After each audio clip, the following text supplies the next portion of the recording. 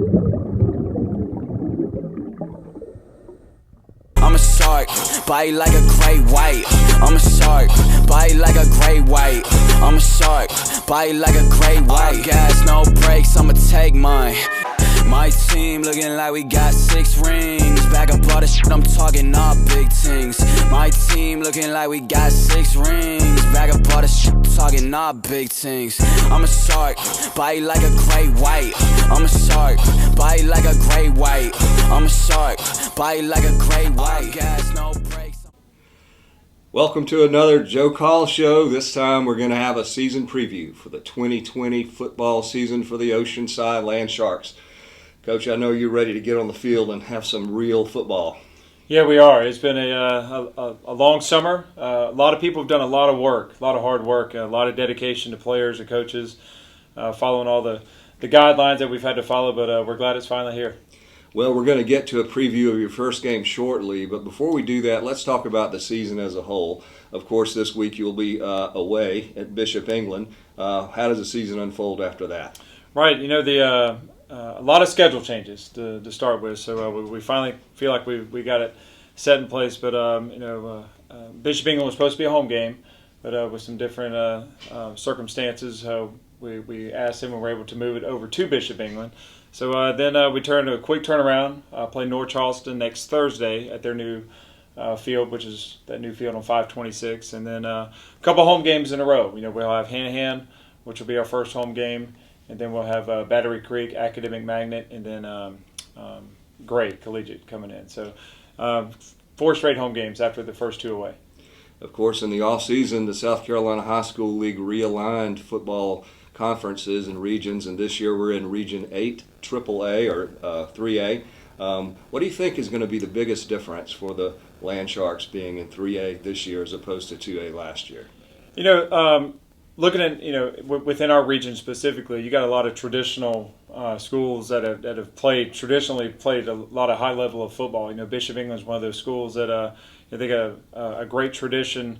Coach Canty, and with his father, having coached there, and they're the top 2 all-time winningest coaches in Bishop England history, and they've won state championships at this level, so they know how to win and know what it takes to win, and then going on down the schedule, North Charleston has been just kind of a staple in the Low Country for years. As a great not only football school but basketball school, good athletic school. So it takes a lot of pride in their athletics as a whole. And then Hanahan, they've had a great tradition of football as well. And Coach Craig, being a new coach over there, he knows how to win, coming from Timberland, winning state championships at Timberland, and he's moved to Hanahan now, moved up to 3A. So they're going to be a very tough football team, well-disciplined football team. So I think kind of what we see moving up is the more those familiar to a lot of low country football fans, the traditional powers year in and year out. And then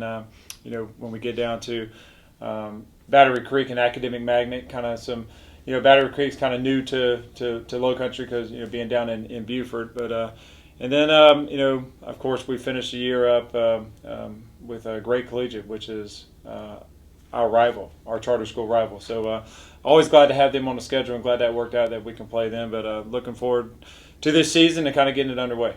Of course, you got Academic Magnet in there too, the Bird Cage. I think that's what they call it. They have a pretty active fan base at their football games.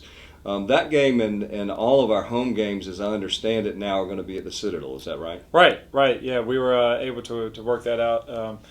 The Citadel's been very gracious with us and kind of working out the schedule. And with the Citadel themselves only having 4 games, they have one home game, which is actually this weekend. So that's why our Bishop England game kind of got pushed. But other than that, they've agreed to let us have us under contract to play our games at Johnson-Hagan. So I know that'll be a good venue for our fans, for our players. I know they're excited to play in a college environment with a new turf field, and it's good kind of with our COVID environment to be able to spread out into a big stadium. So as an administrative staff here at school, that makes it a little bit easier for us to kind of follow those guidelines. And let's just talk logistics for a second. So I know with the Bishop England game, it's going to be a very limited live audience, basically just 2 parents per kid. Is that the way it works? Right.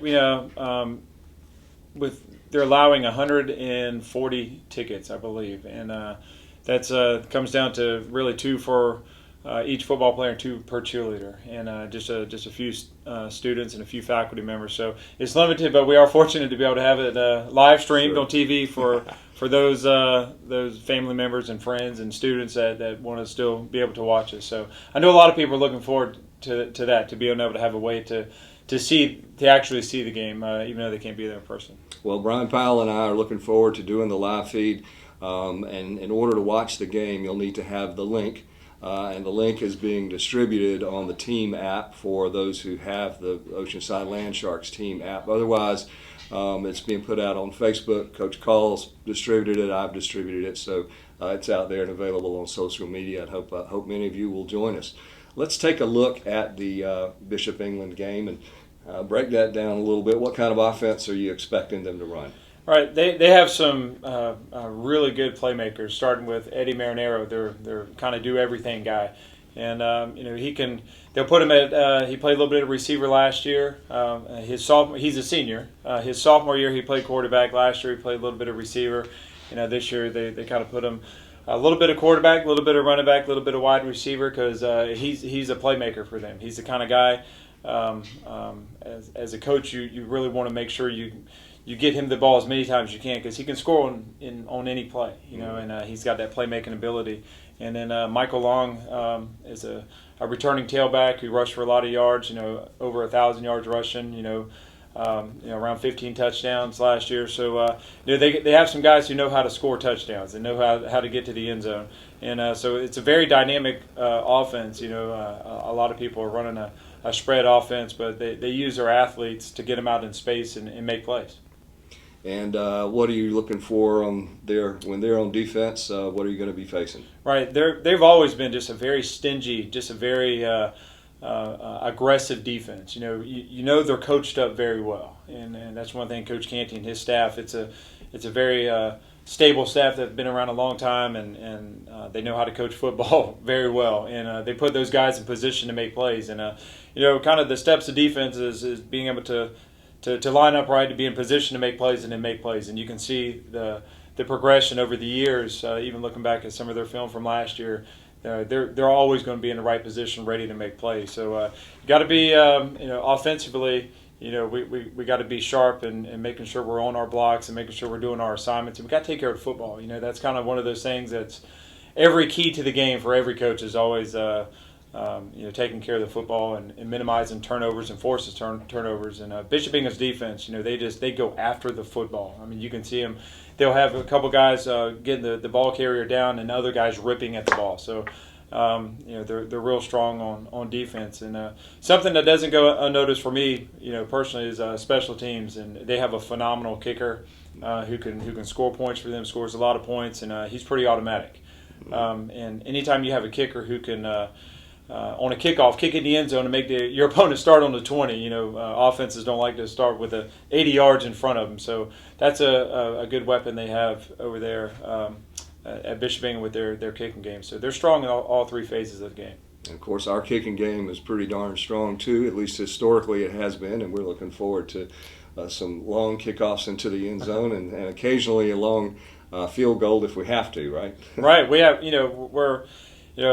Coaches don't really, you don't realize the importance of having such strong kickers and snappers and holders until you don't have one. Right. But we're fortunate to have that. We've had a good tradition here of having good, strong kicking game. Spencer McKinley's returning at kickoff. He's our place kicker, and he does all of our kickoffs. Coleman Franzone is a freshman stepping in there as a punter, and holder. And then Zach Champagne's just as solid as you can be on a long snap and short snap. So we're fortunate to have those guys, and they've worked hard all summer, just seeing the videos and seeing they travel all around the country to work on their craft. So we're lucky to have good, solid special teams in those key positions, and it's been on us as a staff to make sure we put 8 or 9 other guys around them that can really complement their craft.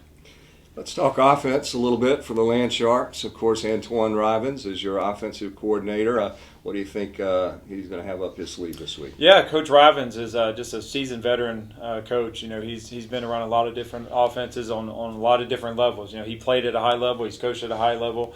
He's coached in college and high school. So he's and he's learned from some of the best. So it was just it's a no-brainer for him to step in and run this offense and call these plays, because he understands our players, what their limitations are. What they're best at doing.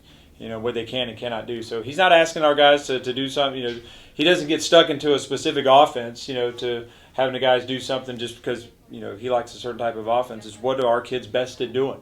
I think it all starts up front with our offensive line, and him being an offensive line coach, he understands that, and so it's really establish that running game and then let it build from around there. And we have a quarterback, Garrison Kepley, who can he throws it very well. He's very smart, puts our offense in the right position, and also he's a threat to pull it down and run it. So he's good in kind of all three phases of the game. So that definitely helps when you have a quarterback who's understands. He and Coach Rivens are on the same page. About what we're trying to accomplish on the field. So there's no disconnect between coach and player in getting those plays into the game and getting and executing the offense. So we're looking forward to really establishing that running game, using our offensive line to our advantage kind of early in games, and seeing if we can't set the tone on the line of scrimmage, and then see if we can't throw in a few wrinkles after that. I know you have several guys vying for the running back spot. Are you prepared to announce who your starter is, or are you going to keep that? By committee, yeah. We and one thing I talked to our running backs a lot is and this is why I enjoy coaching the running backs, because if the running back understands kind of what they are, if you're a speed guy who needs to be out in space and got a little wiggle in you and can go the distance from 70 or 80 yards, that's what we're going to have you do. If you're a between the tackles runner, be a between the tackles runner. Don't try to make guys miss and all that. Just put your run behind your shoulder pads and put your face in there in the briar patch, as my granddad used to say, and get those tough yards. So we got by committee, we got 3 guys. We got a senior, Lamar Prelu, who's really worked hard in practice. Vaughn Blue is a younger guy. Then Red Powell, he plays a little linebacker and a lot of short yardage situations for us. So we got a good 3-man platoon there to kind of based off kind of what we're trying to get accomplished on offense. Will it be driven by where you are on the field, down and distance considerations, or do you have a rotation where one series you're going to do one and? No, it's just really kind of like with running backs, it's who's got the hot hand. Who's how the offense is flowing, and based off of really our opponent, kind of what they're giving us. Certain defenses will try to take certain aspects of your game away. So if they're taking one aspect away, and that'll kind of determine who's in there at running back, but really who's kind of got the hot hand. Running backs, they build off of momentum. So if one of them's getting the momentum, got that hot hand, is really kind of hitting the hole and really gaining those yards, we'll kind of leave them in there and let them go. And of course they all know if they're not taking care of that football, they're going to be standing by me, and they don't want to stand by me during the game. So. That's for sure. How about your defense? Coach Willie Offord is, of course, bringing a new defensive scheme to the Land Sharks this season. How comfortable are you with that as we move into this first game? Right. He's done a great job of just really taking control of our front seven. That's the strength of our defense is our defensive linemen up front and our linebackers. Carson Arnold and Red Powell, return at linebacker, and so they're 2 solid, all-low country performers. They're on the top of the charts for a lot of the rankings for a reason. Those guys know how to play linebacker. They know how to tackle the football, and but they'll be the first to tell you that they can't do it without those guys in front of them. Occupying the blockers, and James DeVoe, right up front, is just does a great job of that. And then a couple new faces up front that are real athletic guys. Timmy Castaigne up front, and then you got Marcus Adams, you got Ben Britton, a young guy coming in. And then even we bring some offensive linemen over there to kind of give them a little depth. So it's a lot of big bodies who occupy some blockers and let those guys kind of run free and make some tackles. So we're excited about really our front seven. And Coach O has done a great job of putting those guys in great position to really utilize their talents to make plays. And you've got some young, really fast guys at the cornerback position. Right, we do. We got Rico Harrell is a younger guy that's come in, and then Coach O's son Zay is playing a little corner for us as well. So they're and then we use Vaughn plays a little bit of Vaughn Blue, our running back. He plays a little bit of corner as well. But some new guys in the safety position who have really come along. Zach Hagedon and then Ron Shawver have really kind of stepped into that safety position, and those guys are good at a safety position because they can cover and they can come down on running plays and make tackles. Because a lot of times the safeties are the unblocked guys. You got to have safeties that aren't afraid to come up there and stick their nose in there and make that tough tackle if they break through that front line of the defense. So the kind of like how we've really shaped in. What we really need right now is just, and this is kind of the theme of everybody you hear about really in the Lowcountry and are really kind of everywhere with football, is just they need reps right now. They need more and more reps, and we've been limited in our scrimmages. We hadn't had any kind of live scrimmages. We had to scrimmage canceled, so we've done a lot of stuff kind of against each other. So it's hard to simulate a game. We do the best we can, but I know our guys are looking forward to actually going against another opponent. I'm sure they are. And not to get too far ahead of ourselves here, but I know the season is shortened this year. We're only playing 6 games, and the playoffs are going to look a little different this year as well. Could you explain what the playoff format's going to look like? Right. One thing that has stayed the same is your playoff seeding is determined by how you finish in the region. So all of our games with the shortened season are region games. So, there's no warm-up games. There's no non-conference games where you can kind of iron out some kinks. We got to be ready to go, from moment one. And because our playoff seeding and whether we're get any home games or we're going to end up on the road starts with week 1. So every week builds to that. So the high school league has shortened the playoffs from a 5 rounds of playoffs down to 4 rounds. So you'll have your first round, second round, and third round is your lower state championship, and then the 4th round would be the state championship, the first Saturday in December. And, of course, last year in AA, the Land Sharks made it to the lower state championship where they lost to Barnwell. Right. This year, of course, we got to go through Dillon if we want to win that. Is that fair, or who else do you think, if we make it into the playoffs, who do you think is going to be there? Yeah, looking at the teams in 3A, there's some a lot of great teams. It's and really like kind of with the way the season's gone, some of those teams that have been like the traditional powers, they're going to kind of show up at the top of the seedings, and but really there are so many great teams in 3A. Coach Crosby coaches for us. His dad is at Orangeburg, Wilkinson, and they're a strong 3A team as well. So the key here is to let's focus on our region schedule and see if we can't end up with some home games, because when it comes playoff time, we want those teams coming to us, coming to our home field, coming to Johnson Hagan Stadium, and so we don't have to go to their environment. If we're going to play these tough 3A teams, we would at least like to get them to come to our place, come to our home field. Sounds good, Coach. Any closing comments before you head off into the first game of the season? No, we're just looking forward to, I know a lot of our fans and a lot of our parents and students and faculty are looking forward to some football. And, again, I'm just glad we're able to, even though we have limited number of people that can come to the games, glad we have it live streamed on where they can still watch and follow us. And I really feel like as the season goes on, some of those once we kind of get to our home games, we'll be able to have more and more people there, and more people feel comfortable coming out and seeing some high school football on Friday night. So I know a lot of people are looking forward to it, kind of all over the country. So it's an exciting time. The weather's right. It's been a great week of weather. Wake up in the morning, that cool weather feels like football weather. It does. And I hope it holds out for a while. Yeah, absolutely. So we can see if we can hold on to the cooler weather. So look forward to Friday night. Friday night, 7:15 is when the live stream begins with Brian Powell and me, and then kickoff is at around 7:30. We'll be at Bishop England's stadium, and we'll bring it all to you live. Look forward to then. Coach, good luck. All right. Thank you.